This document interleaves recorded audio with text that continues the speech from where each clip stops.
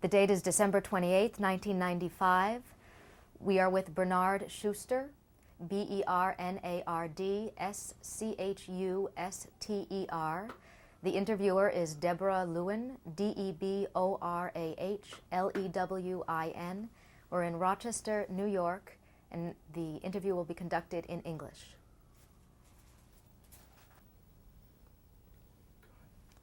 I am Deborah Lewin. It is my privilege to be here today with Mr. Bernard Schuster, Bernie, in Rochester, New York. The date is December 28th, 1995. And I'm very happy to be here with Deborah Lewin, being interviewed by her. We are old friends. I've been friends with her parents for quite a while, and this is a real privilege.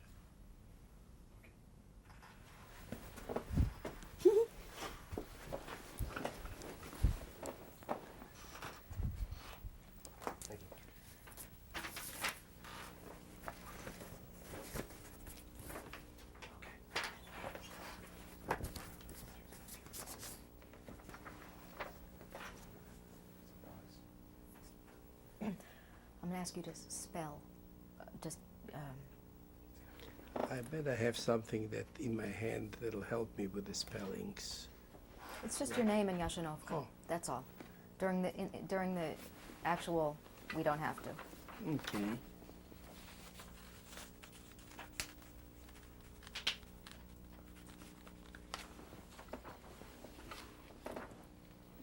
Could you tell us your name and spell it for us? My name is Bernard, B-E-R-N-A-R-D, Schuster, S-C-H-U-S-T-E-R. And what is the date of your birth? I was born May 17, 1928, And where were you born? in Poland, in a small town, Jastrzębówka, Jastrzionowka. And what large city in Poland is that near? Near Białystok, which is Białystok. And how old are you now? I'm now 67. And what were the names of your mother and father? My mother's name was Sarah, maiden name Morecki, M-A-R-E-T-Z-K-I. My father's name was Jacob Schuster. I should also say that in Europe, in Jastrzębówka, I was known as Beryl and not Bernie, and my father was known as Yakov or Yankel rather than Jacob. What language did you speak at home? At home we spoke Yiddish. Did you know any other languages? Yes, I knew Hebrew, Polish, Russian, German, and eventually English. I also spoke Italian at one time, but I have forgotten that. How many siblings did you have? I had 7 siblings. What were their names? Their names were Bele, Feice, Mariashe, Meyer, Dverke, Tsipe, Meishe, and myself. Were you the youngest? I was the youngest of 8. How did you all get along? We got along beautifully, from what I remember. I should say that after 60 years or so, memories begin to fade, and I'm no longer sure whether I really remember what was, or whether I have embellished, repressed, or modified my memories. But from what I remember, I had a wonderful childhood. Was your family religious? In Eastern Europe, most Jewish people were Orthodox. There was no conservative or reformed denomination at that time. However, within Orthodoxy, there were many phases of it. My father was quite liberal, and not regarded as a terribly religious person. What sorts of religious observances did you maintain in your home? We observed the Shabbat very closely, all the holidays. My father did go to synagogue to pray weekdays as well when he could. However, as I will probably have a chance to discuss later, everyone worked so hard that it was very difficult to find time to pray on a daily basis. But certainly holidays and Shabbat was observed very closely. How did your family support itself? My father owned a teddery. When I was born, he actually worked for someone, and we lived in a very small house in the center of town.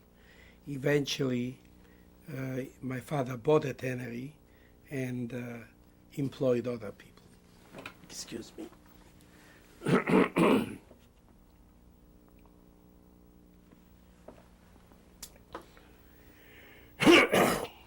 Could you describe the home that you lived in?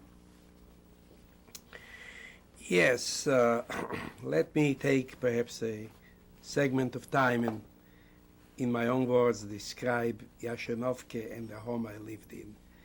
Jashenovke was a little town like thousands and thousands of other towns in Eastern Europe in the Pale of Settlement. In Yiddish it was called shtetl, and I think it was the Jewish author Sholem Aleichem who once described, he said, if you want to know what the map of Eastern Europe looked like in the shtetler, he says, consider a Friday night challah with poppy seeds sprinkled all over. That's how those towns were sprinkled over Eastern Europe. And Jashenovke was one of those little towns.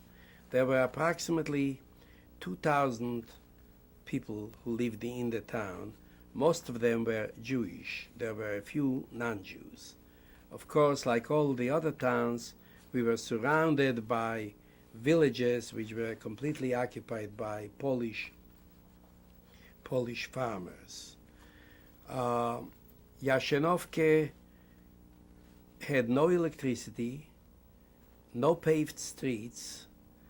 The homes were not much more than huts, many of them with dirt floors, some of them with wooden floors. We had no running water. Water had to be carried from a well. Wood had to be chopped and brought in order to heat and cook with. And life was extremely hard. How in the world my mother managed to raise 8 children and keep them all fed and clothed, to this day, I cannot understand it. Somehow she must have worked 50 hours a day in order to accomplish all of that. The town itself consisted of a major square. There were 2 squares actually. There was the center of town where the Polish church was located, surrounded by a high stone wall, which plays a part in my story. And our school, the Hebrew school, was located in that square.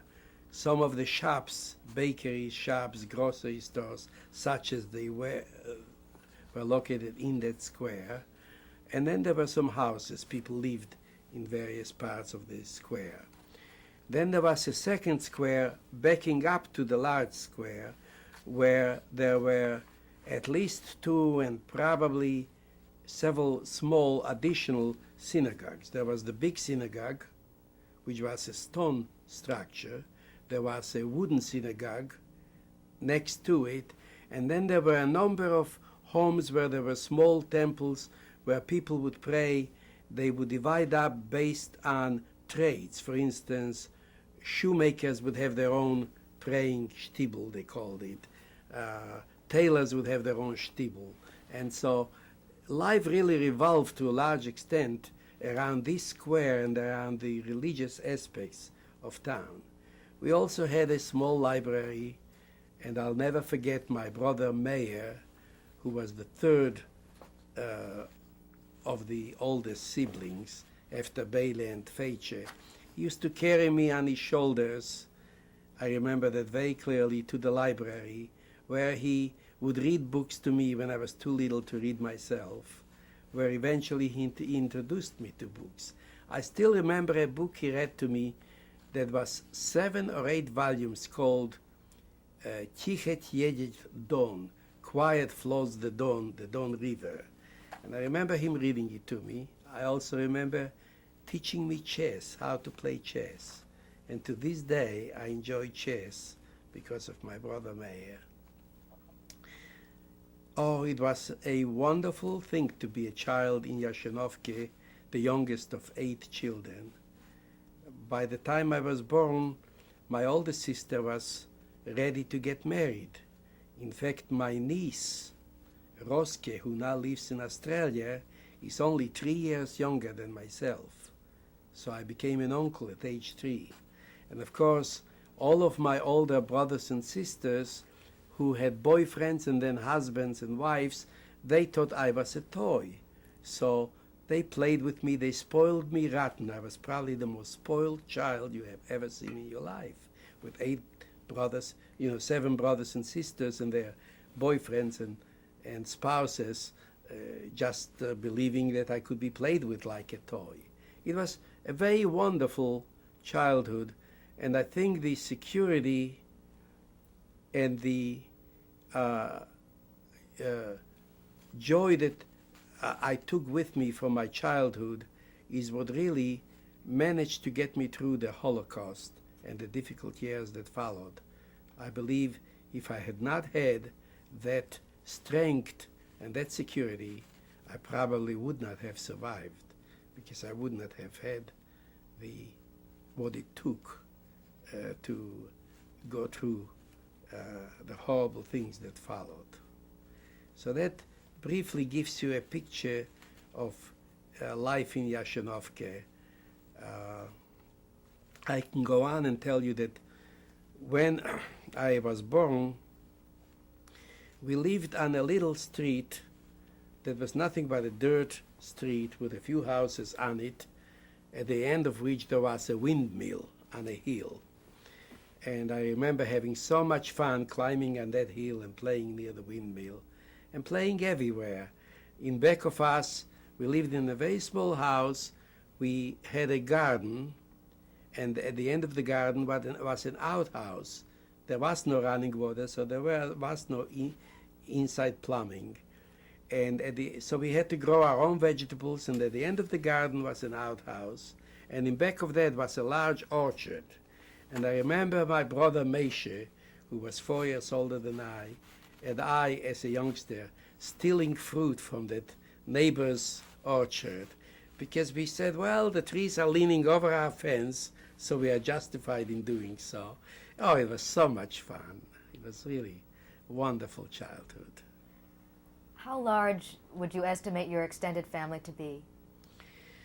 Well, look at it this way. My father was one of 8 children. In my family, there were 8. In all of my father's siblings, there were 7, 8, 9, 10 children. Therefore, just uncles and aunts, I probably had close to 100. And many of them, most of them, lived in or near Yashenovke. Now, if you go down one generation to first cousins, you're talking about probably 200 first cousins. To this day, even after the Holocaust, some 15 years ago when we visited Israel, one of my second cousins brought together something like 30 either first, second, or third cousins to meet us. So we were a very large family. Describe Shabbat at your house. It has been said that rather than the Jewish people keeping the Shabbat had kept the Jewish people. And I think that there is a great deal of truth to it. Life in the shtetl was terribly difficult.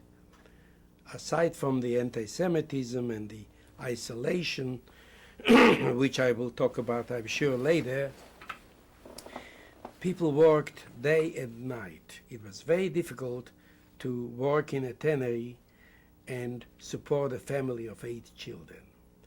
In fact, it was more than just 8 children, because in most families, grandparents lived in the house with you, and aunts and uncles who never got married lived in the house. So there were many mouths to feed, and life was very difficult, and people worked 12, 14, 15-hour days. But came Friday afternoon, life changed. A quiet befell the town. Men would stop working. They would go to the bathhouse to shower and clean and get ready for the Shabbat. Then they would come home, take their children, and walk to the synagogue.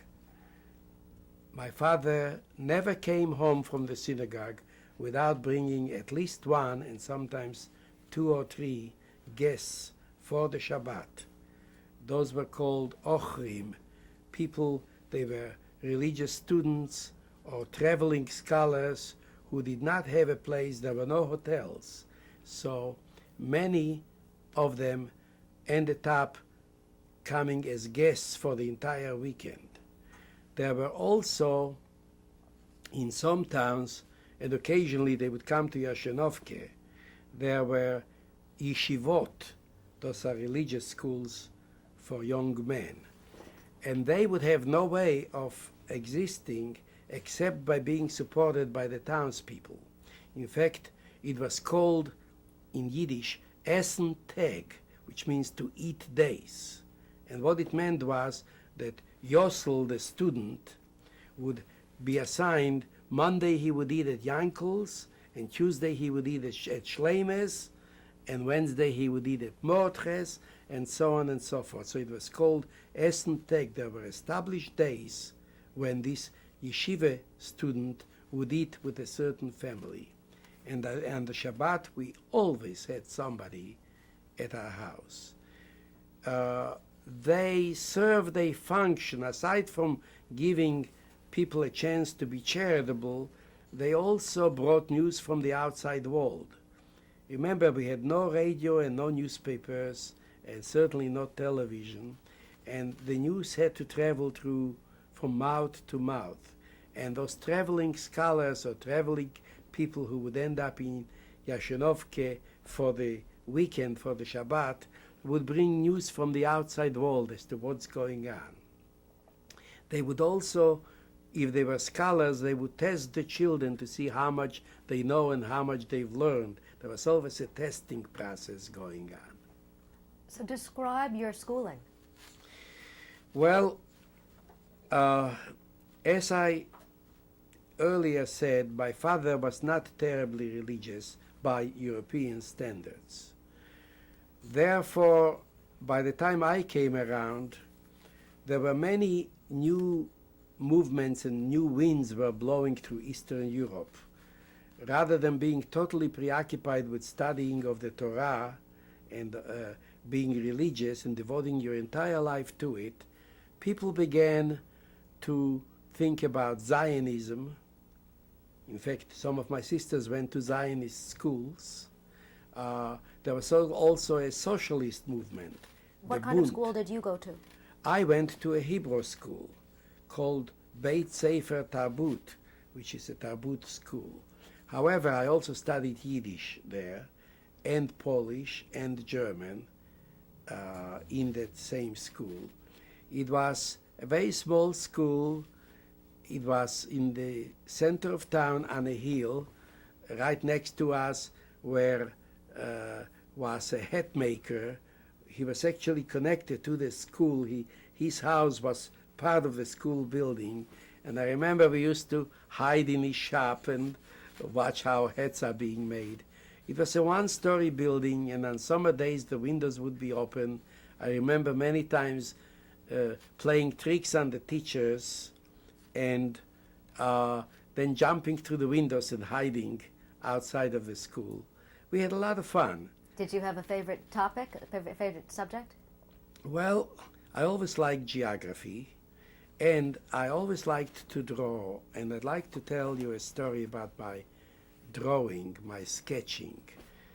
I think I must have been in maybe third or fourth grade when our teacher was a beautiful young woman, and I fell madly in love with her. I adored that teacher. What was her name? I cannot remember. But rather than listening to her, she would be in front of the class and I would be sitting there, and instead of taking notes, I would be drawing sketches of her. I had a whole notebook of sketches of that teacher. And one day I was preoccupied with my drawing when she walked around and came to the back of the room and walked behind me, and without my knowing it, she saw what I was doing, and at the end of the class she asked me to stay behind. And after everyone left, she said, "May I see your sketchbook?" And I showed it to her, and she took me in her arms and gave me a kiss, which I'll never forget. And then she said, "Would you mind if I borrowed this sketchbook? I'd like to have it for a while." And I said, "No, I wouldn't." And she kept it for quite a while, and at the end of the summer, one day she called me. She lived in a house. She was renting a room just half a block away from the school. She called me to her house and said, "I'd like you to have the notebook back." And again she gave me a hug and a kiss. And that afternoon she went to the cemetery and she committed suicide. And the reason she committed suicide is that she was in love with a young man who was the first man in town to have a motorcycle. He was the director of a large tannery, Minsky Tanneries, that was in town. That was the major industry in the town. And evidently the love affair went sour, and she killed herself by drinking iodine. And I have never forgotten that. I was heartbroken for years to come because the teacher I loved killed herself. What were your goals as a young person looking towards the future? Until 1941, I really don't know what my goals were. I was just a carefree, spoiled child trying to have as much fun as possible and learn as little as possible. And that was just about it. And to stay alive. I haven't discussed yet the outside world there and the insecurity of the outside. I've only talked about the security within the home. Everything changed in 1939. Before 1939, how would you describe the relationships between Jews and non-Jews? Well, I would say that it was probably within the town the Jews had a secure and intimate existence. For instance, we had no police force. We didn't need one. We had almost no divorces.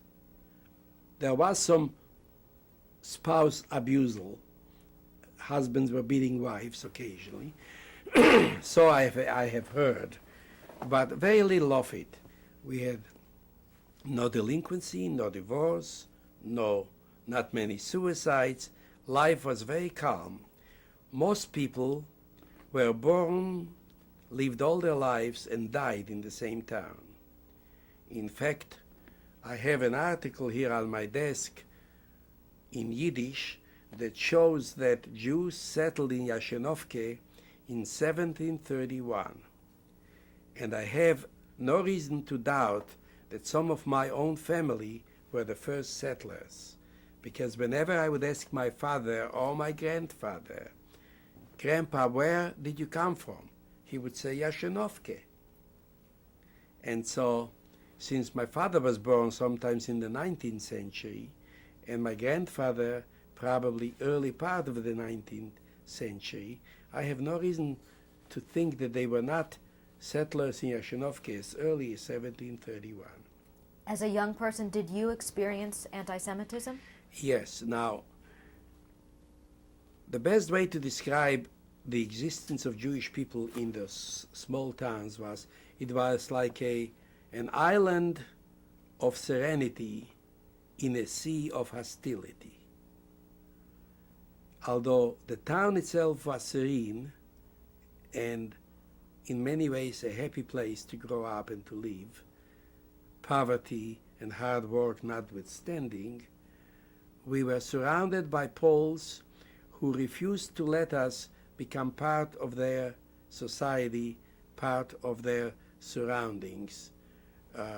Therefore, many Jewish people in the town never even learned to speak Polish because there was so little interaction between the Poles and the Jews. There was only a few occasions when Poles and Jews would be together. One of them, which occurred several times a year, was a market day. In Yiddish it was called Yerid. In fact, that was a very major event in the life of the shtetl, because in the shtetl there were many shoemakers, tailors, leather producers, candle makers, and so on and so forth. They would produce things that the farmers and the Poles needed. How did you experience that day? Well, I'll tell you in a moment. We had the things that the farmers needed, and the farmers had the food, the chickens, the wheat, the flour, the vegetables that we needed.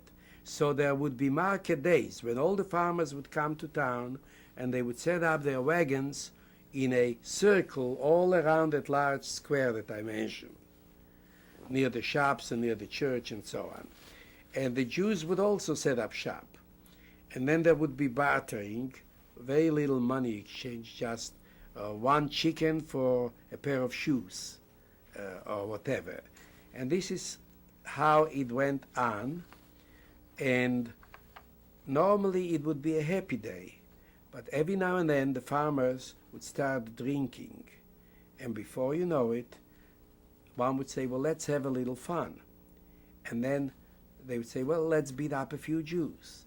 So suddenly they would start a pogrom, which was simply a disorganized, violent outrage where women would be raped, houses would be burned, people would be killed, and it would be total chaos for the rest of the day until things would quiet down, lives would be rebuilt again, and started all over again.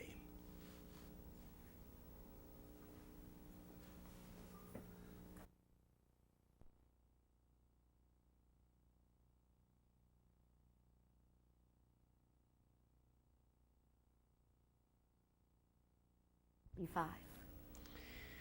We were talking about market days and the violence that quite often occurred on market days in form of a pogrom. I recall such days.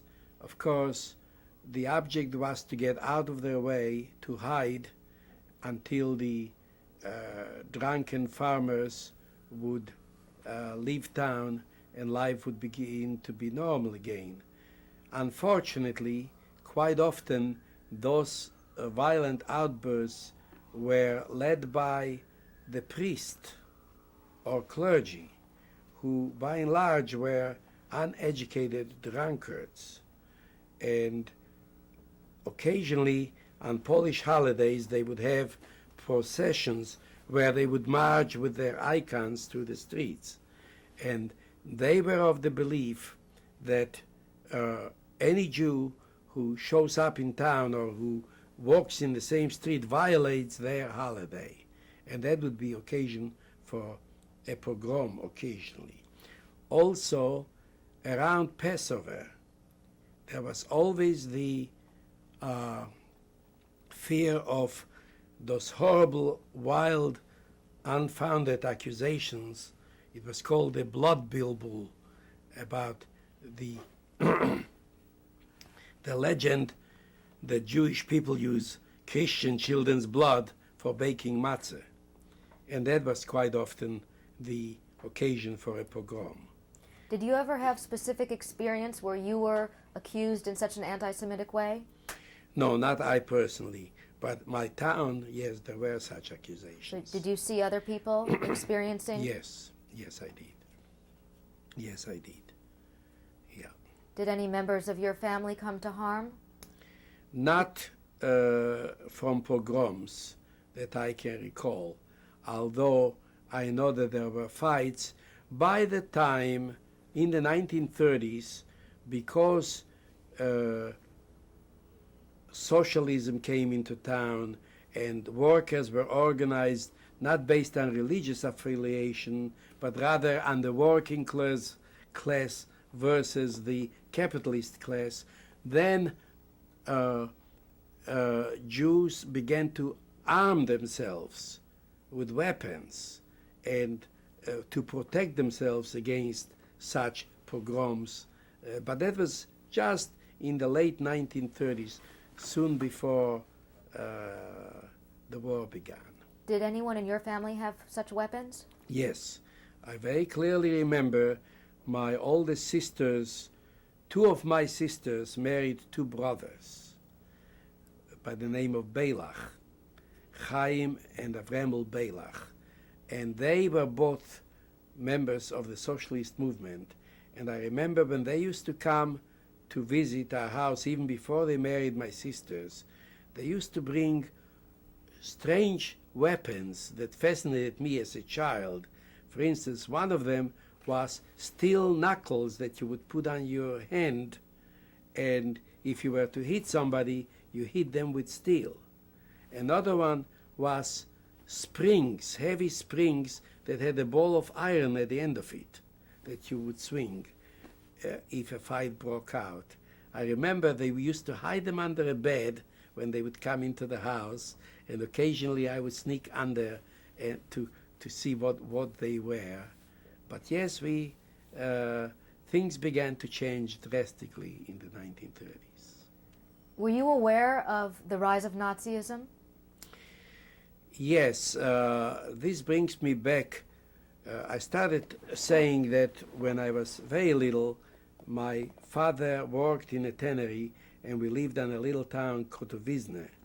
When I was about 4 years old, and that must have been in the early 30s, since I was born in 28, my father bought a tannery on the outskirts of town, a tannery on Kolonjegas. It was a long street of maybe 2 miles on the outskirts, and that played an important part in our surviving as well.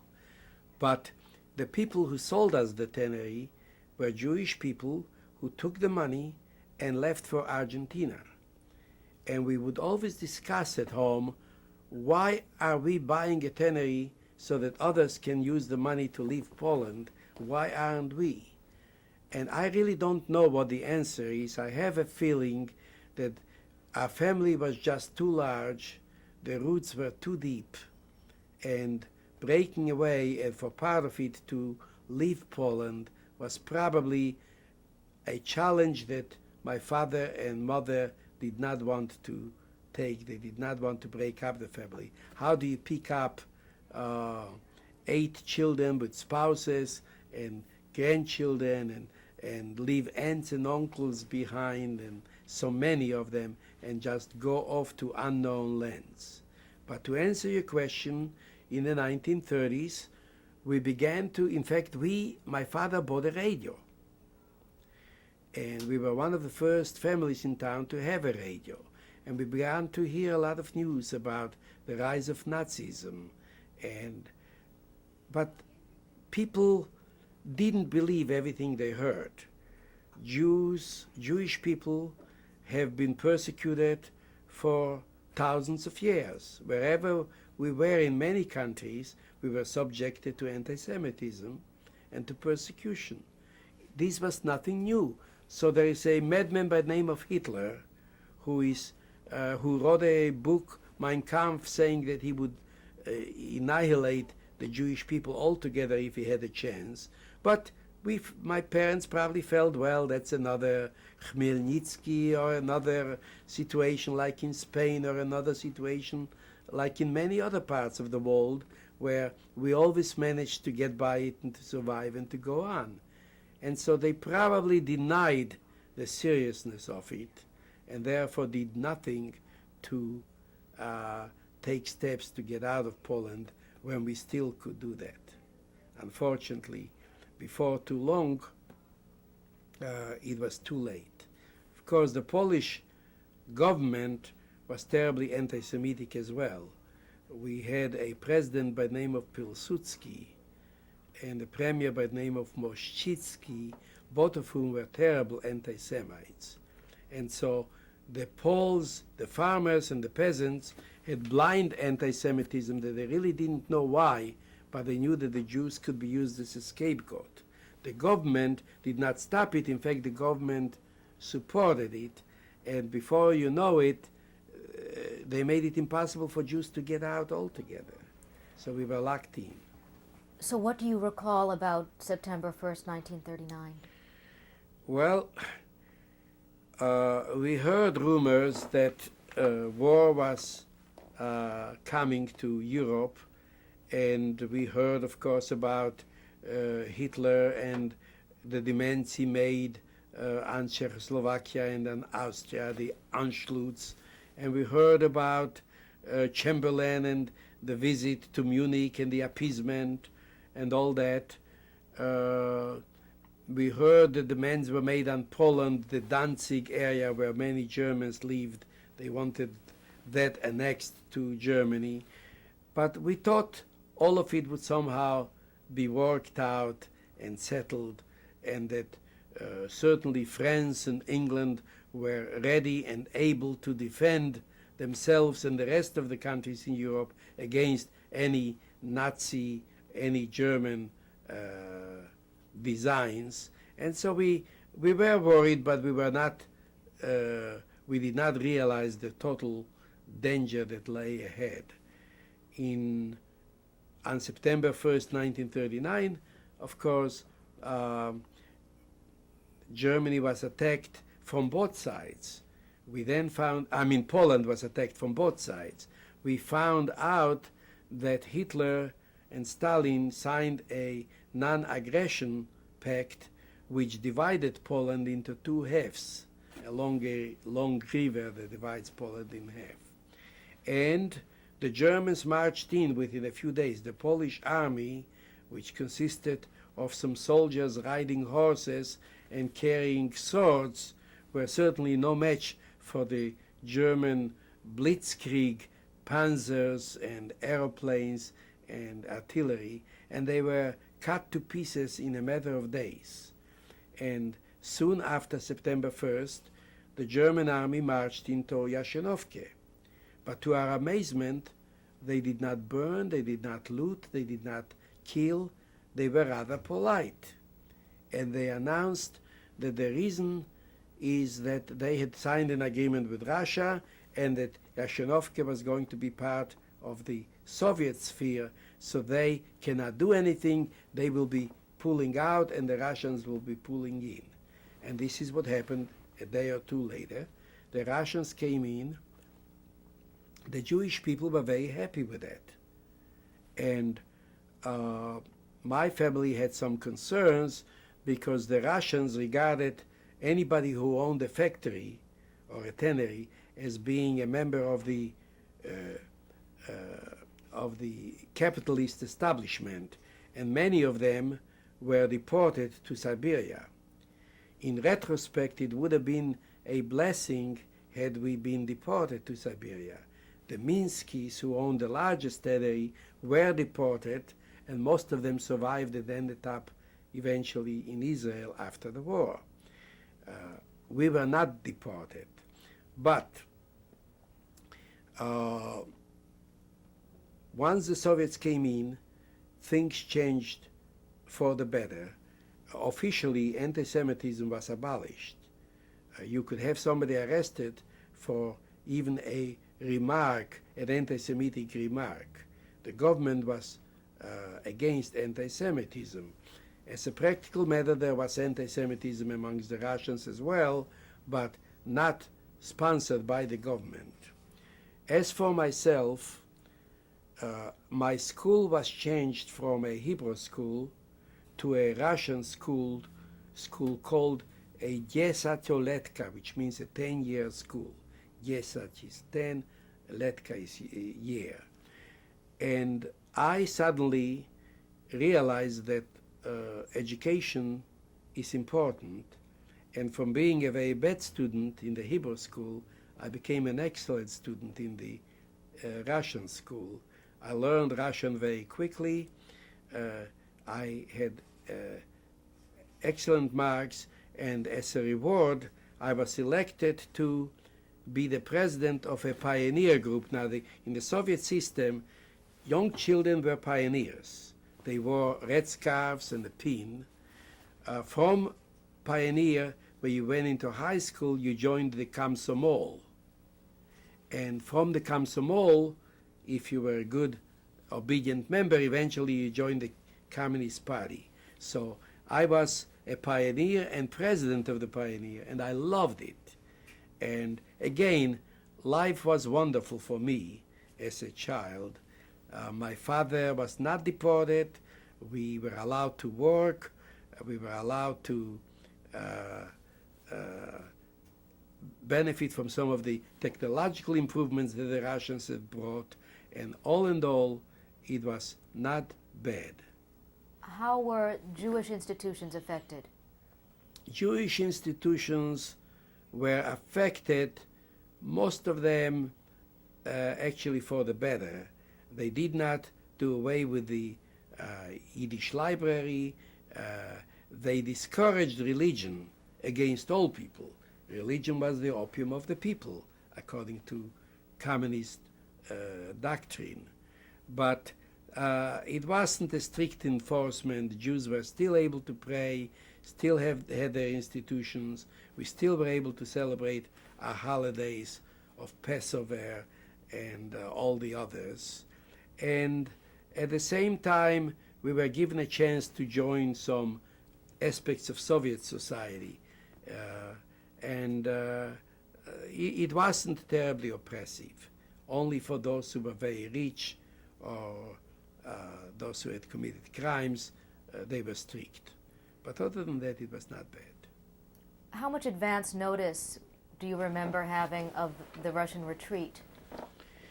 Well, nobody really knew what the pact between Stalin and Hitler was, or what it meant. At least for the moment, we were grateful that we were under Soviet occupation and not in the war. However, many people felt that this is too good to be true and it would end, as indeed it did.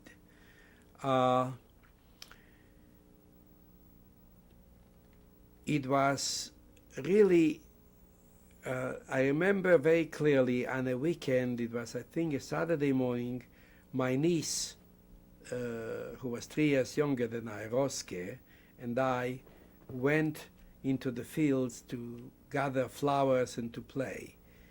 I think I mentioned that by that time we lived on the outskirts of town. We had a larger house, a tannery. We had some fields behind the tannery. We actually had 2 ponds with fish, and I remember going swimming there. And we had woods not far in back of the fields. The woods started, which eventually played an important part in our surviving. And on that Saturday morning, it was June 21st, 1941, Roske and I were in the field gathering flowers when suddenly we heard planes coming. And we saw the planes come quite low over the town, and we heard explosions. Bombs were falling. We ran home to find out that Germany attacked the Soviet Union without warning, of course, and started the war against the Soviet Union, and the bombs were being dropped on the Minsky factory, which was an important leather factory producing leather for the Soviet army. And so that was when the horror of the Holocaust began, really. Now, it took the Germans, again with Blitzkrieg, only a few days to demolish the Russian army. The Russian army was certainly better equipped than the Polish army, but they were no match for the Germans. They were disorganized. Thousands and thousands were taken captive. The Germans were using paratroopers. They would drop paratroopers in back of the front, surround a whole army, and liquidate them or capture them. And before you know it, we could see Russian soldiers running around in total disarray, in total confusion, not knowing what was going on. They kept assuring us that, oh, we'll fight the Germans, we'll drive them out, but we knew that things were bad. And it was just 1 week later, after hostilities began, again on a weekend, that the Germans marched into Yashenovke. And this time, they were not so nice. The night that they marched into Yashenovke, we heard rumors even before that wherever they marched in, they burned, they killed, they raped, and they did horrible things to the Jewish people. So as we knew that they were coming in, my family, living on the outskirts of town, we ran to the woods to hide. Those who did not run, the Germans, with the help of the Polish people, our neighbors, rounded up on that day. They drove everybody to the center of town and lined them up against the church wall. They set up machine guns, ready to machine gun everybody. They stood there for hours lined up in the center of town when evidently, I was not there, but evidently a high German officer drove by and he made a little speech to the Jewish people. And he said, we could shoot you all right now, but that would be an easy death. We don't want you to die so easily. We want you to slave for us. We want you to work for us. We want to take every penny you've got, every ounce of strength, and we will shoot you when we are good and ready. We will kill you. In the meantime, you can go back to your towns. But as they marched in, our Polish neighbors went with them and pointed out most of the houses in the center of town. And they used flamethrowers. They set those houses on fire. They burned most of the Jewish homes. And the first night, they killed just about 10% of the Jewish population. How did you find out all these details? Now, from my brothers and sisters who did not run away because they had children, and from all of our neighbors. My own family ran to the woods where we were hiding. We stayed there overnight. It was a Sunday morning, and a bunch of Polish young men were on their way to church, and they were also looking for Jews who were hiding. They found my family in the woods. They beat us mercilessly. One of them picked up a chunk of wood from a fence, from a picket, and hit my father over the head so hard, so many times, that he was completely covered with blood. One eye was knocked out, and they thought he was dead, and they dragged him and threw him into a creek. The rest of us, they drove to town, telling us that the Germans have lined up the Jews and will all be executed, and so they drove us so that we would be included in against the wall to be shot. By the time we got to town, the Jews had already been dismissed by this German officer, so that we went back to our house. As soon as we were released, we immediately ran back to the woods, and we found my father still alive in the creek. We brought him home. We paid a neighbor, Bolak, who lived across the street from us. His daughter went to the next town, Kinishin, where there was a drugstore, to get some medicine. We nursed him back to life. He begged us to let him die, but we didn't. We nursed him back to life. And since most of the Jewish homes were burned, the Jews had no homes to go to. So each family that still had a home took in several other families. I believe my parents took in 4 other families, so there were over 30 people living in our house.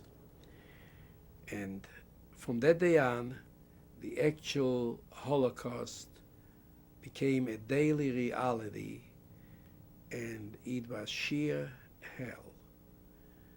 Every few days, the Germans would drive into town, round up usually some young man to do a certain job, like snow plowing or snow cleaning. They would make them work for a day or two, then make them dig a hole, line them up, and shoot them. Anybody who was taken for a day's work or 2 days' work never got back unless they managed to escape through some miracle. The Polish neighbors were as bad as the Germans, in some cases worse.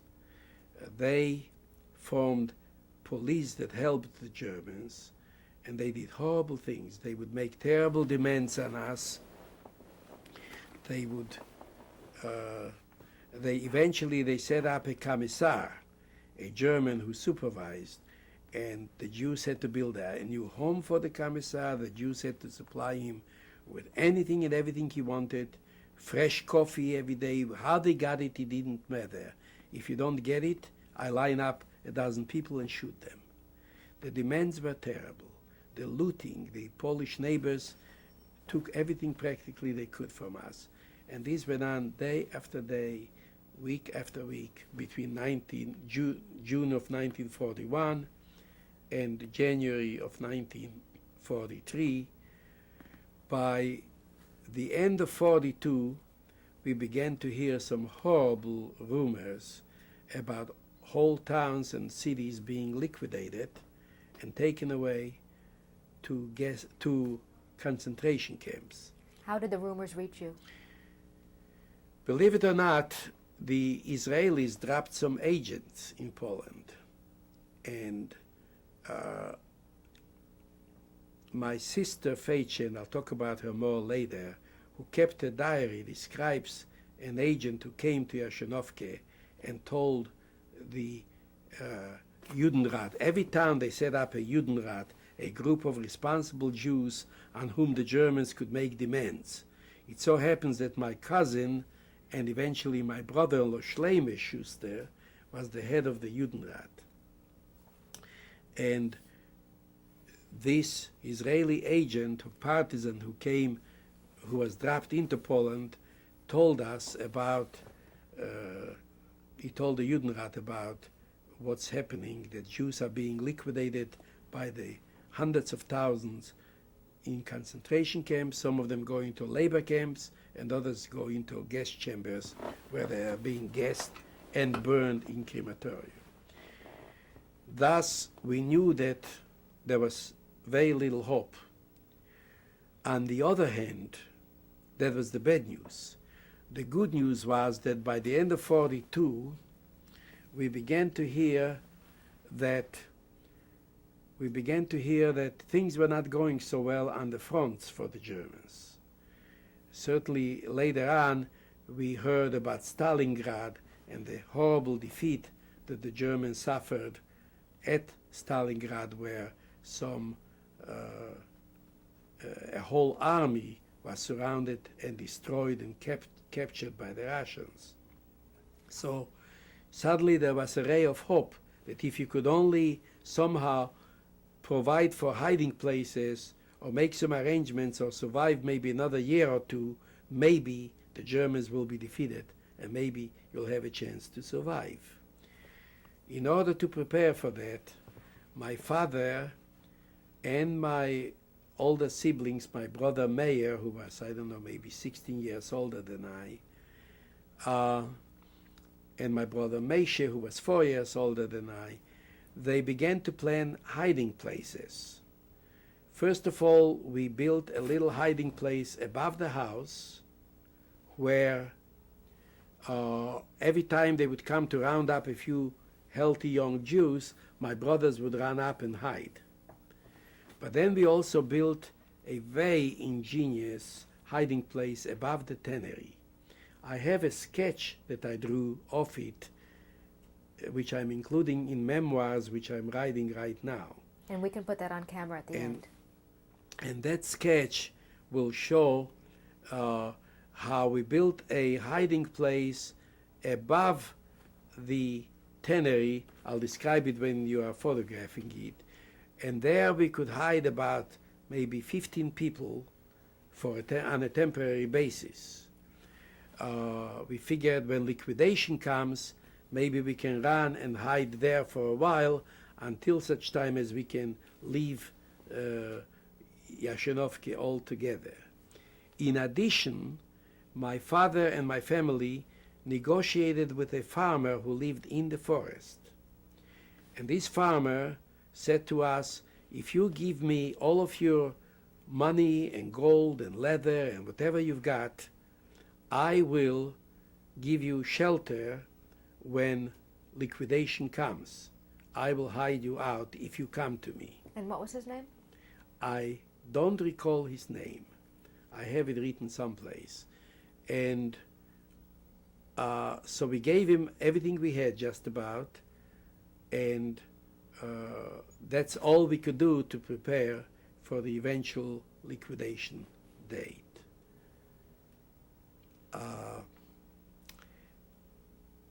After you change the tape, I will start describing the liquidation itself, which takes a major part of the Holocaust story.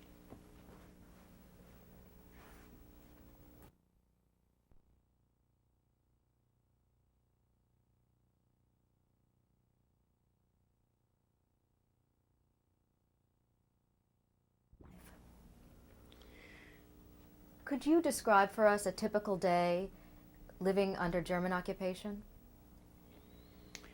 Yes. As I mentioned, my parents took in 3 or 4 families whose houses were burned by the Germans the day they occupied our hometown. So the house was terribly crowded. Usually it was a family to a room. There was very little space. People couldn't go to work in most instances, although the Germans did allow the tanneries to run for a while, and they allowed my father and my brothers to work in the tannery, but we couldn't sell our products. They liquidated everything. As for children, there was no school at all. Next door to us, our neighbors also took in several families, including a shoemaker. And of course, people always need shoes, so he set up a little bench in the house next door to us to make shoes for the Germans, for the Poles. And my parents said, gee, why don't you help him out? So I went in. Every day I would go next door and actually be an apprentice to a shoemaker. And I actually learned how to make shoes. That would occupy most of my time.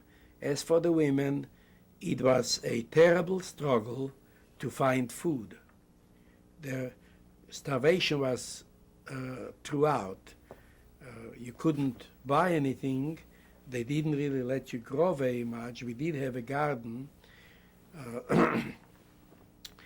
I should say that we always had to depend on our own chickens and our own cows for milk and eggs and so on. But during the German occupation, quite often our Polish neighbors would insist that we turn most of it over to them or to the German commandant, so that there was practically no food. You couldn't buy very much, and the women just spent all of their time trying to somehow make meals out of next to nothing and to keep clean, because with so many people in one house, it was very easy to spread diseases and epidemics and so on. So all in all, and of course the young men, the minute you would hear a German truck drove into town, you'd start running to hide. Nights were long, rumors would fly, hope was practically non-existent, and people just tried to make the best of the situation, but it was not a very pleasant way of spending a day, day by day. And of course, at least once a week, there were actual killings, and you had to bury the dead. Quite often you had to go at night and dig them out from graves where the Germans dropped them and bring them to the cemetery.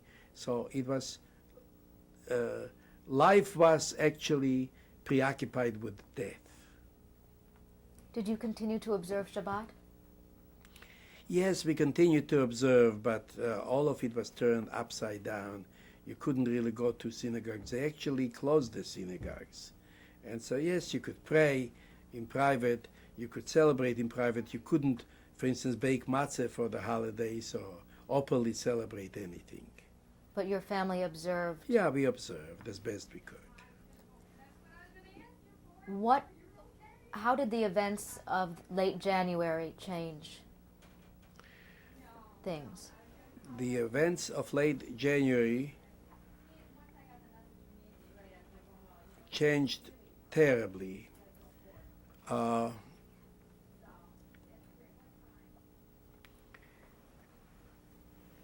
1943 was a very cold winter.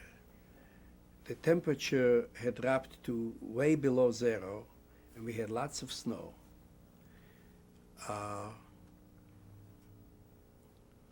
In the middle of the night, we heard trucks, and then we heard trucks coming through the streets, including Cologne gas, where we lived, and loudspeakers announcing that all Jews must get dressed, must meet in the center of town near the church once again. Anybody found not in the center of town after 2 hours would be shot on the spot. And so we knew that liquidation had come, and we had very little time to get rest or to prepare. We immediately decided to run into our hiding place above the tannery to see if we could hide. What time of day was this that you heard the trucks? It was probably about 4 o'clock in the morning. It was a very cold, wintry, long night. Some of my brothers and sisters could not possibly hide because they had little children. My brother Meir had a child. My sister Mayashe had 2 children, and my sister Dverke had a little child, a little boy. They could not hide because the children would give us away, so they had no choice, with many others, to march off into town. My sister Dverke, who was very emotional, she grabbed her child, her baby, and ran into the garden where the well was, and she jumped into the well with her child in her arms. Those of us who could, including my father, my mother, my brothers, my brother Meishe and my other sisters, and some of the other people who were not members of our family but who lived in our house, we all ended up crawling up to the crawl space, to the hiding place above the tannery. I don't know if perhaps this might be a good idea to show you or to describe how this hiding place worked. You can describe it. The hiding place we built above the tannery on the second story. The whole second story was a triangle. My father had built a drying room for drying leather on the second story, so that there was a crawl space above it. The crawl space was about 20 feet wide and about, at the highest point, about 3.5, 4 feet high. And the building was a very long building, so that we constructed a little opening at the other end, at the back end of the tannery, where a rope ladder could be dropped. You climbed up on a rope ladder until you were in the crawl space. Then you crawled on your hands and knees about 80 or 90 feet to the front of the tannery, facing towards the street, where we had built a blind wall with boards that lifted out, a whole little gate that lifted out, where you could crawl in, put that little gate back into place, and that would create a wall just like the original wall, so that even if somebody came looking for us and crawled in that crawl space, they would come to a wall that they thought was the end of the tannery, not knowing that behind that wall was about a 15 or 20 foot extra space where human beings were holding their breath, hiding. And there were also cracks in those boards so that we could see what's going on the street. And as many of us as could ran to that hiding place. We did not have time to dress, so we grabbed whatever we could, blankets, sheets, quilts, and a little bit of food, and we ran into that hiding place. How many of you? I'd say probably about 16, 17 people. We could see through the cracks what was going on in town, the crying, the driving of old men and women. We heard the shots, people were killed right in the street, and everybody was driven out. And who was with you in the space of your family? Of my family, my father, my mother, my sister Tzipe, my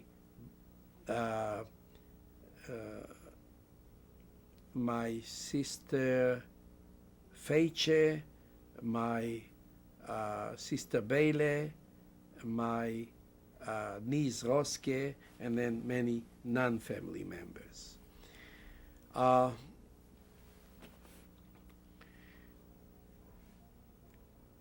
Suddenly, after a while, things became quiet. Everyone who left for the center of town had left. Those who didn't leave, the Germans and the Poles found and shot on the spot, mostly. And did you see this from your hiding space? We could see some of them walking in the street, yes. And we could see that and hear that very, very clearly. Did you recognize people that you saw? Oh yes, we could see them quite well. After a while it was quiet, except that a neighbor of ours, the same Bolek whose daughter went to get medicine when my father was beaten, and this Bolek actually worked for my father in the tannery, and we always treated him well, and we thought he was a good neighbor. But the minute they liquidated town, he became frantic. He wanted our house, and he knew that we did not march off to town. So he knew that we were hiding, but he didn't know where. And he came around with a rifle looking for us. And then he brought the Germans. Could you see him? Yes, saying, we know that they are there because they didn't march off. Only so-and-so and so-and-so marched off. The rest of them didn't. So we know that they are here. We've got to find them. We've got to find them. We've got to kill them. And he came with, he had a rifle himself. In the tannery, there was a huge boiler where steam would be produced for the process of cleaning hides. And he thought maybe we were hiding in that steamer. So he shot bullets through the steamer, hoping to kill us if we are there, or at least find us. And we could hear the shots. We were right above in that hiding place. And he and his family were going crazy trying to find us. Well, it was very cold. We couldn't stay there. Every now and then we heard shots, the next day even. So we knew that the Germans were still surrounding the town and watching. But we had no choice. It was either starve and freeze to death or get out. How long altogether were you in the hiding place? 2 days and 2 nights. The second night, we decided we would make a break for it. It was decided that my father, who was the oldest, and I, the youngest, would make a break first. And how old was your father at this time? My father at this time was probably close to 60, I would say, or maybe in his 60s.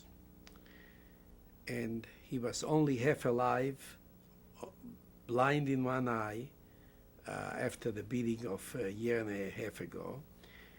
So, and then my sister Zippe and my mother would be the next two to follow. And the agreement was that we would reach the woods, we would wait for them in the woods until they came, and then others would come from our family, and then we would all go to the farmer who promised to give us shelter. My father and I covered ourselves with sheets, white sheets, and we crawled on our hands and knees for maybe, 5,000 feet. And then we just ran, and we made it to the woods. At the edge of the woods, we were waiting for my mother and sister. Unfortunately, they were spotted by the Germans and shot, and we saw that. At that point, we knew that none of the others would be able to come out there and then, and so my father and I decided to go, while it's still nighttime, to the farmer who promised us shelter. We got there and knocked on the door, and he came to the door, and he wouldn't even let us in the house. He wouldn't even give us a piece of bread. He said, either you go or I call the Germans. So he betrayed us. He had all of our things and would not even give us a piece of bread. At that point, we were half frozen, both of us, and starving. We had no place to go, so we walked back into the woods, and my father froze in my arms. At which point I was also pretty badly frozen. I left my father there, covered him with snow, left him there, and decided I would go back to town so that the Germans could shoot me. It's easier to be shot than to freeze to death. I was on my way back to town. I was passing a farmhouse when a Polish woman, Czarniecka, I gave you her name, it was a Sunday morning, and her family had gone to church. She saw me walking. She came and asked me where I was going. She said she knew my family, and when I told her I was going to town, what had happened to my father, she said to me, look, my husband is an anti-Semite, and if he finds out that I am hiding you, he'll kill me, and he'll kill you. But I'm not going to let you die. I'm going to hide you in a barn where there were pigs on the floor, on the main floor, and straw and hay above. I'm going to hide you there, And when I can, when my husband is not home and the children are not around, I'll bring you some medicine, some fat for your frozen body, and some food whenever I can. And she said to me, promise me that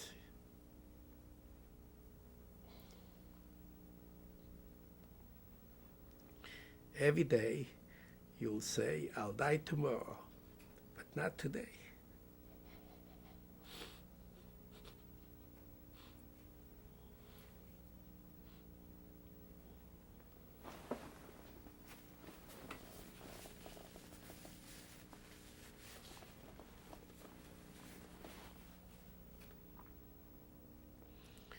Well, she kept a promise. She gave me some food, and whenever she could.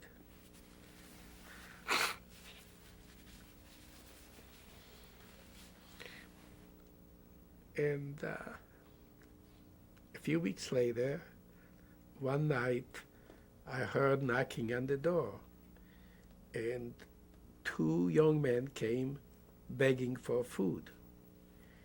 They were two brothers from my hometown, the older one Chonen and the younger one Ruvak. And Ruvak was actually my brother's classmate, and Chonen was 1 year older than I. And they came begging for food. And the woman told them that she was hiding me in the barn. And at that night, I joined up with them. And they were hiding out in the forest. It was very difficult to hide in the forest because there was lots of snow and it would leave trails. So they were hiding in farmers' barns. They would break a board off and crawl in and hide in the hay during the day and sometimes at night. And they would go out begging for food, and so I joined them. By that time, it must have been about March of 1943, and the weather improved a bit, and I joined Ruvak and Chone, and we survived. There was one other, a fourth one, and the four of us were hiding out in barns with farmers in the forest until we were liberated early 1945. In order to survive in the forests were not so large, and farmers would come through them and Germans would come through them, and we knew that if we were to survive, we would have to have hiding places. So we actually built a hole in the ground, a bunker in the forest. And there again, I don't have a drawing of that yet because it's part of the story where I haven't reached yet in my memoirs, but I will.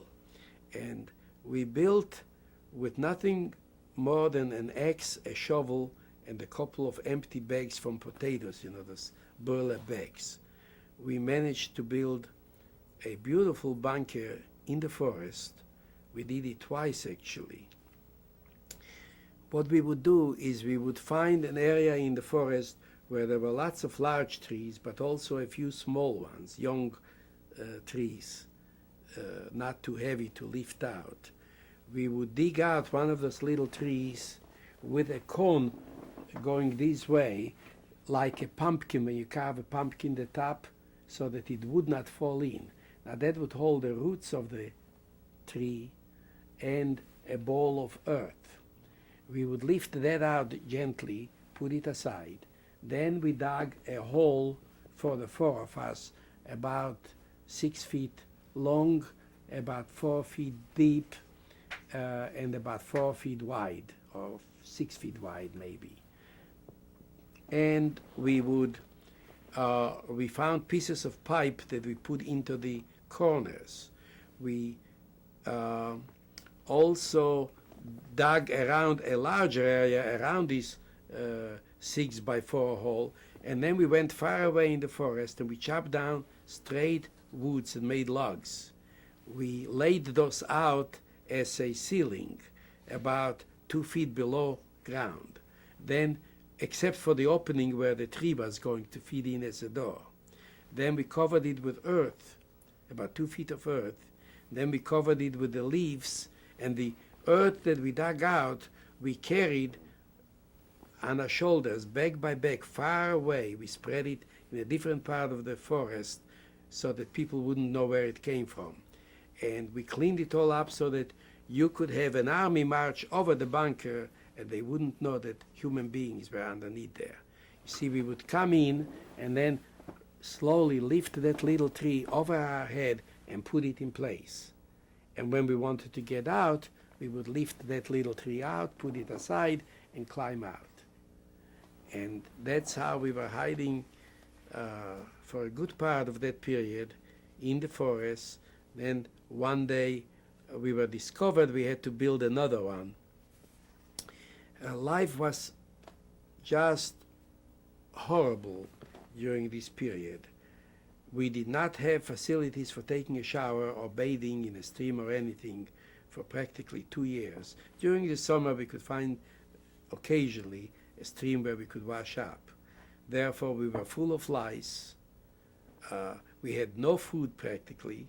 We were starving. We ate whatever we could catch in the forest, and occasionally we would go out and beg for food. I lost most of my teeth during that period. They just rotted out. How we didn't get typhus or whatever, I don't know. But without hygiene, without food, it was just a nightmare. Now, to go out to beg for food was very dangerous. We had one interesting incident. One summery night, it was late summer, the corn, there in Poland, wheat they called corn. And so the wheat was fairly high. It was already brownish, yellow, almost ready to be cut, and very high. And we went out, we would take turns going out begging for food. And that night, Ruvak, the older of the two brothers, and I went off maybe 5 miles away to a village to go from door to door to ask if they would give us some bread, some bacon, whatever. And we had collected some food. It was a very bright night. There was a full moon, and we were walking on a path not far from the village, when suddenly, from nowhere, a group of Polish young men armed with pistols and rifles showed up and faced us and asked us to identify ourselves. And of course, they were out to look for Jews and kill them off. They were helping the Germans. And the minute we realized who they were, we didn't answer, and we dropped to the ground. We were on a narrow path, and there was wheat on both sides. So I dropped on one side in the wheat, and Ruvak dropped on the other side, and we started crawling on our hands and knees, and they were firing away from rifles and pistols at us. And I crawled as far as I could, and then I got up and I ran the whole 5 miles and came back into the forest. By the way, we developed a tremendous sense of directions. In the middle of the darkest night, I could find my way in the forest to our bunker. I don't know how, but somehow we developed a sixth sense. And I ran maybe 5-6 miles without stopping. And when I got near the bunker, I started hollering to Chone and the other guy, Ruvak is dead, because I assumed that he got shot. Because when the firing stopped and everything was quiet, I called out Ruvak, and he didn't answer. So I assumed that he was dead, and I hollered out, Ruvak is dead. And I told the other two what had happened, and we decided to wait about an hour and then to go look for his body.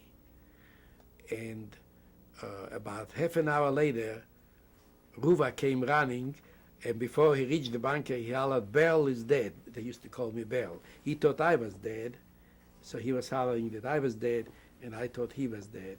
And so that was how we had to gather food if we were to survive day by day. It was nothing but filth and hunger, starvation and danger. There was hardly anybody who was willing to give us shelter. I should say that during this period, there were two families, the one I've already mentioned, who stopped me from going to Yashanovka to be shot, and then another one, a Mrs. Decker, who eventually gave us shelter in a barn with Ruvak and the others. And again, we dug a hole in the barn, similar construction, and we were hiding in her barn and going out and begging for food. But they took their own lives in their hands, giving us shelter. It was a very dangerous thing to do. If the other Poles or if the Germans found out that a Polish farmer was helping a Jewish family, they were bound to come and burn the house and kill them. And they've done it many, many times. How long did you stay in this second farmer's barn? Well, we were there on and off. We would go back to the forest when we could, and we would come back to Decars, and these went back and forth until such time, really, as we were liberated by the Russian army, early spring of 1945.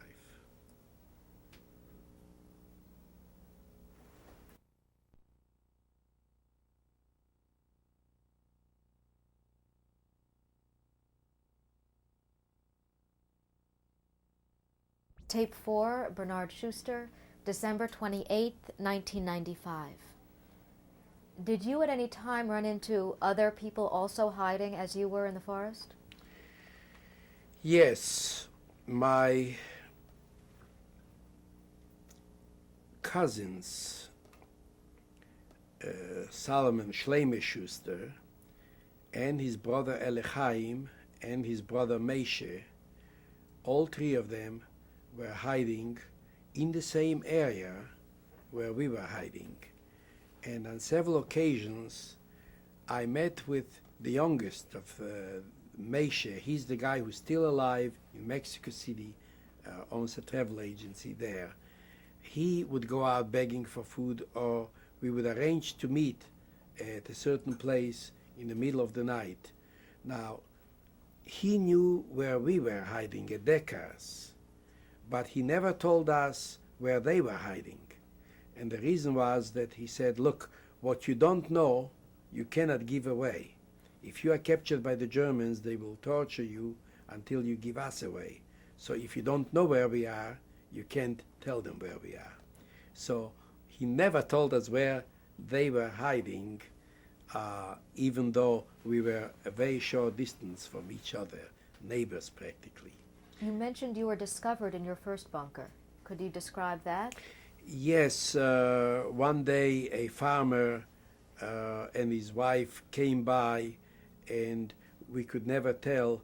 I think they were chopping wood or picking berries or whatever, but once they saw us and saw the bunker open, we felt that we could no longer use that because chances were good that they were going to tell someone. You know, what I did not describe yet, and that is not really my own personal story, but related to my family and in a way related to me. My cousins Shlomo and Elechaim and Meishe survived and managed to get to the forest, even though they went into town to be deported and during the liquidation. And what had happened there is that they were all gathered into town. They waited for hours and hours. Then the Germans produced dozens of sleds, because it was winter, and during the winter months they would go by horse and sled. And they packed in as many Jews as they could in each sled, and eventually they drove them to the next town, which is Kinishin. And It's on the map that I gave you. And that was a few miles away. Normally it would take about an hour and a half, 2 hours to get to Kinishin. They dragged it out to 9 hours. The people were freezing. Children were begging for a piece of bread or a drink of water. Many of them died during that 9-hour trip. And eventually they were brought to Kinishin. They were packed into cattle cars so tight that they couldn't even breathe. And the doors were locked, and they were being transported to Treblinka. That was the camp where Jastrzębie was taken to, and eventually on to Auschwitz. My uncle, Mordche, who was Shleimes and Elechaim Zemeshe's father, said to them, he made a little speech in the car, and he said, Kinderlach, children, we're all going to die. You have nothing to lose. Let's see if we can't tear a hole.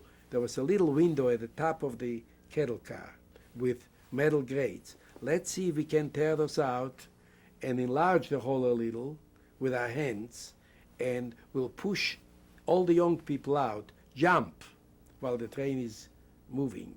Maybe you'll survive. At least you'll have a chance. Jump.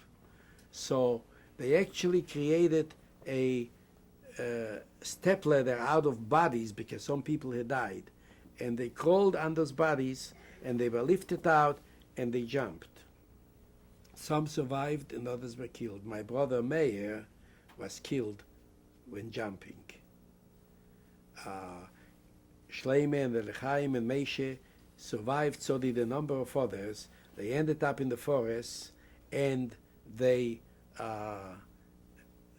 knew where we were in the forest, and so occasionally we would meet them. But that's what happened with those who went to town and who were deported. Was there any fighting or partisan activity in your part of the woods? Yes, there was activity in the woods. Unfortunately, the Polish partisans would not let us participate in any way. Later on, there were Russian partisans who came through that area, and they were blowing up German trains and giving the Germans a real rough time. But that was late. By that time, we were pretty well set, hiding the way we did, and we did not join the partisans in any formal way, although we met with them on occasion. The Russian partisans were helpful. The Polish partisans were not. Did you receive any news of the events of the war while you were hiding?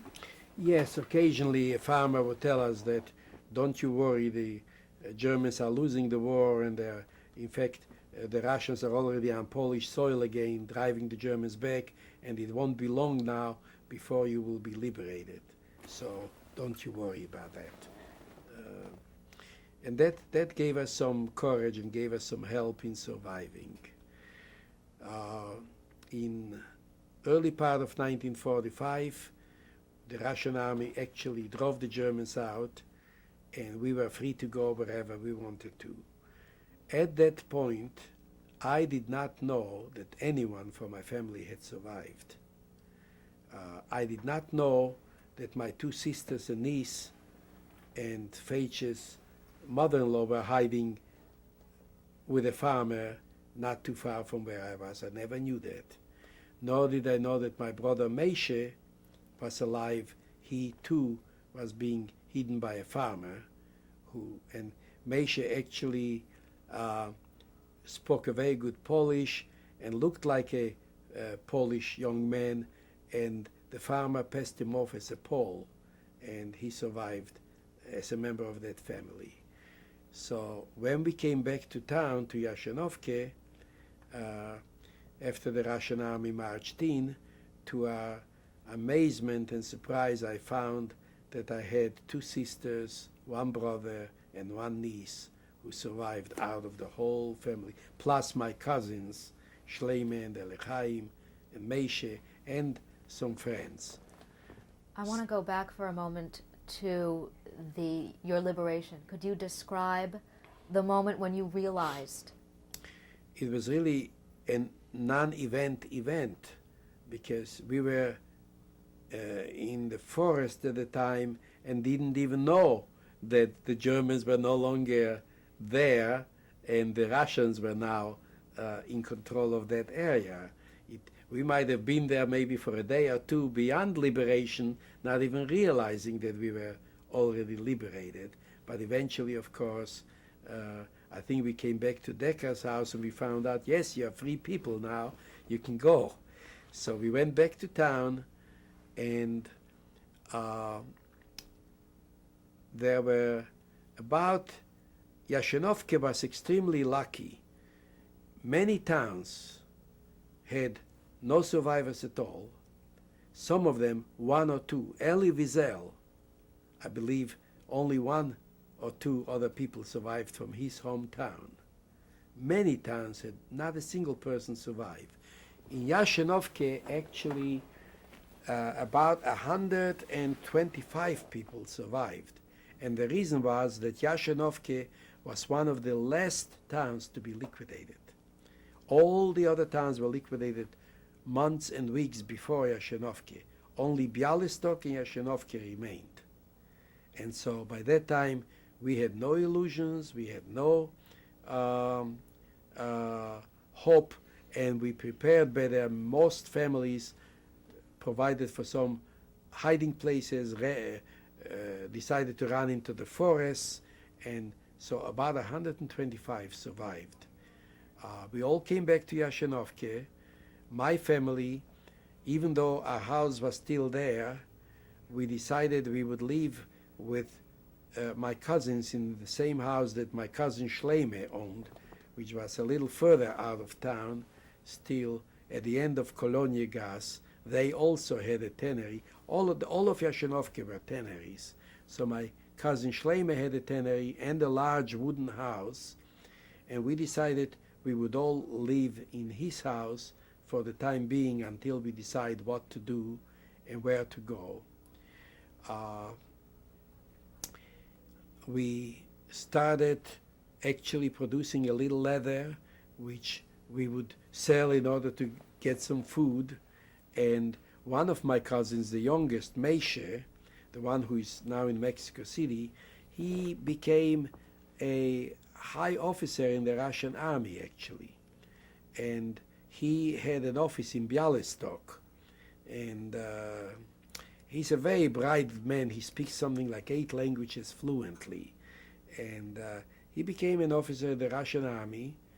And he, the other 2 brothers lived in Yashenovke with us in the same house. And one man who lost both of his legs, they froze and they had to be amputated, Yankel Dunske, he also lived in that house. He was a friend of Schleime's, and a couple other people. One Thursday afternoon.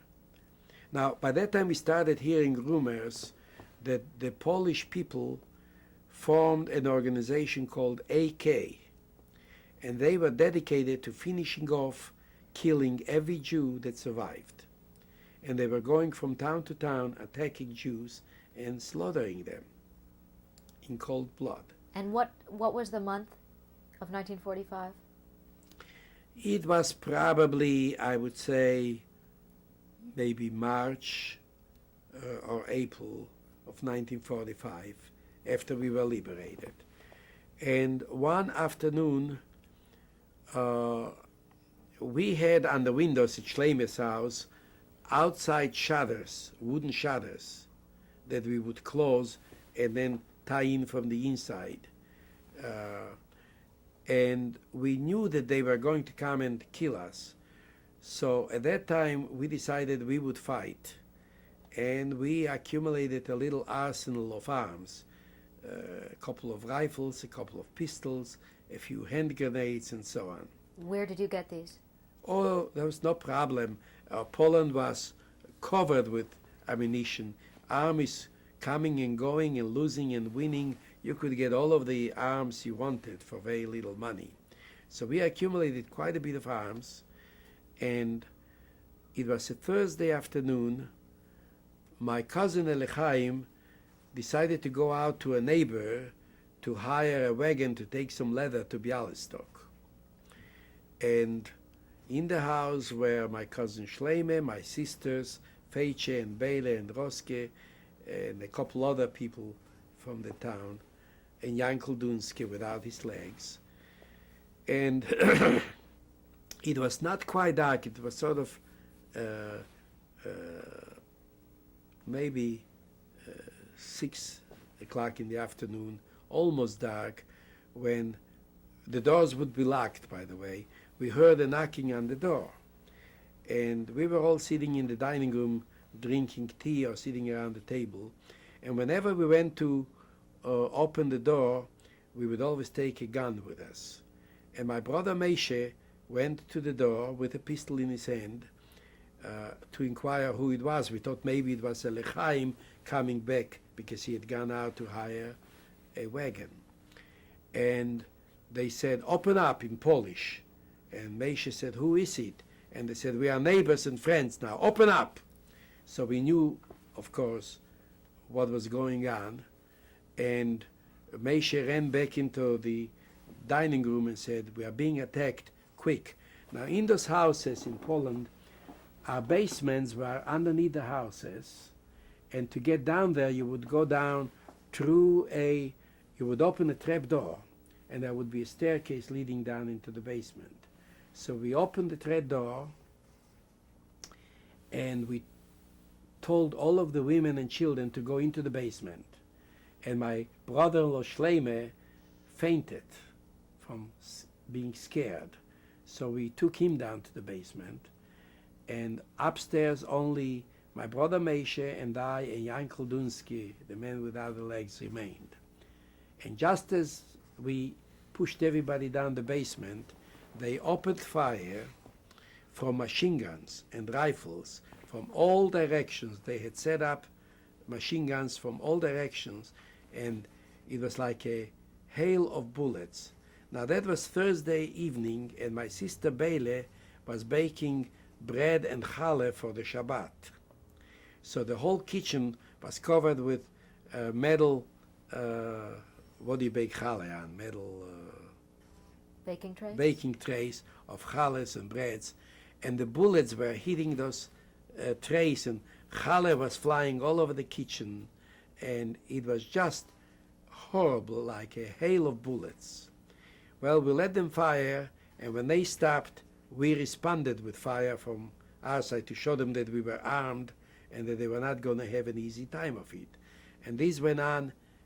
They would fire, and when they would stop, we would open fire to show them that we were alive. And eventually we heard them give a command for one of them to come and set the house on fire. So at that point, my brother Meishe and I, by the way, Meishe and I were firing, and Yankel was supplying us with bullets. We had drawfuls of ammunition, and he was supplying us with ammunition. And at that point, we decided we better do something. So we crawled up to the attic of the house, and the way the houses were built as wooden houses, they had overhangs where you could see down. The roof was wider than the house, and there was a space you could see down. And when they came up to set the house on fire, we threw out a grenade at them, and evidently we killed one. At which point, and by that time hours had gone by, at which point they took their dead and their wounded, and they left. And they went to a farmer and asked him for some wagons to carry their dead, and he refused to give them a wagon, and they shot him. So we knew what happened. We also found out that the Jews who lived in other parts of the town tried to come to our help, but they set up roadblocks far away, and they wouldn't let anybody get by. They were shooting at them so that nobody could come to our aid. So this is how we fought half of the night, and the next morning my cousin from Bialystok, Meishe, came with a group of Russian soldiers and trucks, and the whole Jewish population left that day, the day after the attack. And that was the last day I saw Yashunovki. We knew that we could never go back again. And then we went to Bialystok, where my cousin actually got us an apartment above a police station so that we would be safe. And the family stayed there, but we decided that we could never live in Poland again. There would never be a life for us in Poland. We couldn't live, even if they stopped killing us, we couldn't live on the graves of our beloved. We didn't know where they were buried. They were buried here, there, and everywhere, wherever they were shot and killed. So we decided that my brother Meisha and I would be the first ones to leave and to go and see if there is a way to get out of Poland and go to Israel, to Palestine at that time. So more or less on foot and by truck and on trains, whatever we could get a hold of, we went from country to country. We ended up going through Czechoslovakia and Hungary and Austria, and eventually we ended up in Italy, where the Israeli Haganah sent in people to help and take people to Israel. Now, you might recall that England did not allow movement of Jews to Israel at that time. That was the days; those were the days of the sheep exodus, and eventually my brother stayed in Italy. We settled in displaced persons camps. There were several of them. One of them was, they were all in southern Italy. Italy shaped like a booth, and the camp where we were was right here at the hill of the hill of the booth, called Santa Caesarea. There was also another camp a couple miles away, Santa Maria di Leuca, and that's where they kept a lot of displaced people who were waiting to go to Israel if they ever could. My brother was there for quite a while. In fact, his Italian is excellent. I learned Italian, but not that well, because I didn't stay full time. I went back, actually, a couple of times back to Poland to help and bring other people out. Even though I was only about, 16, 17 years old, I was working for the Haganah at the time. And in addition, I was studying Hebrew, and I actually have a diploma, in fact I have it right here, from the Israeli group who organized, who were in charge of the displaced persons camps. I have a diploma to teach Hebrew. I finished the seminar there. I also was studying art, painting, and in the meantime I also traveled back to Poland several times and brought out other people. At one time I was leading a group of about 40 Jews towards Italy, and we were going through Germany. And in Germany I met up with Sholem Beilach. Now Beilach, two of his brothers married two of my sisters, and he was about 10 years older than I, and he in 1940 he was drafted into the Russian army and he became a pilot. And he always used to play with me. He always loved me. To this day we are very close. He lives in Montreal now. And he was in Germany at the time, in Feldafing, and I was traveling with the group on a train through Germany, and he met me and he insisted that I get off and that I meet his bride. He had just married a lovely blonde young woman, Sally, who is still his wife in Montreal, and who makes the best kreplach in the whole world. But in any event, so he insisted that I spend a day or two with them, and he said he would drive me and I would catch up with the train, because the trains would go a little ways and stop and go a little ways, and I would catch up with my train and continue leading. So I spent a day or two with him, and when we caught up with the train, a couple days later, we found that the train was in a collision. And a couple of the people from my hometown that were part of the group I was leading were killed. In fact, I have a picture of one of them in the album there.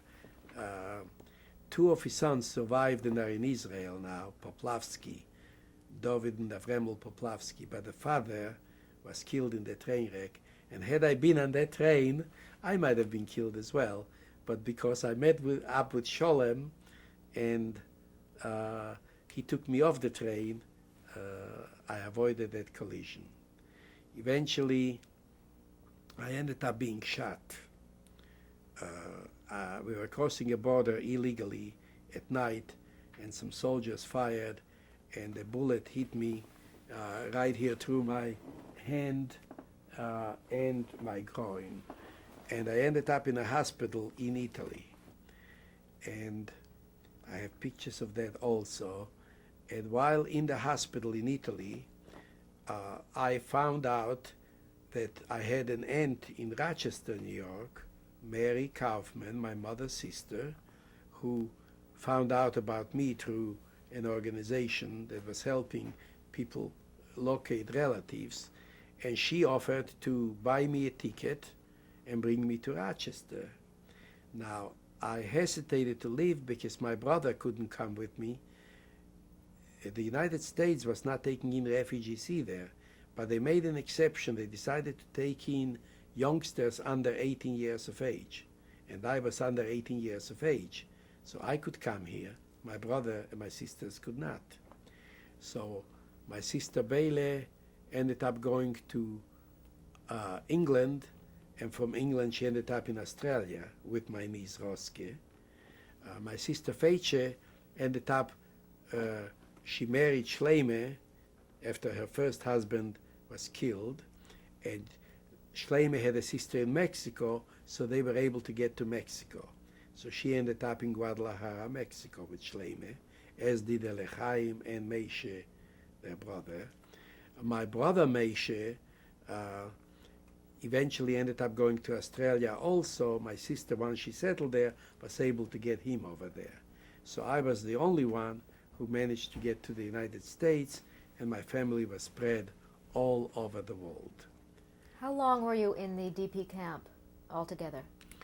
I left, I came there in, sometimes in early 45, and I left, I came to Rochester on May 22nd, 1947. I left on May 12th, 1947 from Naples on a little boat called Marine Perch. And of course, I did not speak a single word of English, even though I had knowledge of a number of languages. English was not one of them. We did not speak English in Poland. So my first few words of English I learned on the boat when they would announce in Italian and then in English, attention, attention, the correct time is such and such, and the first serving of breakfast is now being served. So, you know, you had to eat, so you learned to understand what they were saying. And I came to Rochester on May 22nd, 1947. I came to New York, and then a few days later to Rochester. How were you received in the United States? Well, my aunt, Mary Kaufman, and her husband received me wonderfully. They had no sons of their own, just one daughter, Bernice, and they took me in and they wanted to treat me like a son. Now, my uncle owned a slaughterhouse. He was the king of the lambs, Kaufman Lambs, on Buffalo Road, a large slaughterhouse. And my aunt and uncle treated me very well. They got a teacher to teach me a few words of English. They gave me a few private lessons, and it was the summer, June, when I got to Rochester. And after about a month, they sat down with me, and my aunt said to me in Yiddish, Beryl, we love you, you're a wonderful young man, and Willie likes you. His name was Willie Kaufman. and we'd like you to come into the business. We'll teach you how to drive, we'll buy you a car, eventually you'll take over the business. We have no sons. And it was a multi-million-dollar business. It was very large. And they said, it can all be yours. And I said, gee, that's awfully nice of you, but having survived the war, having paid the price I paid, I really would like to try and get an education. I'd like to go to high school, because I had never been to high school. I was only a youngster in grammar school when it all happened. So I'd like to go to high school, I'd like to learn English, go to high school, go to college, and go to law school. I'd like to be a lawyer. And my aunt in English said to her husband, she said, that poor child, he lost his mind during the war. Tomorrow we'll take him to a doctor.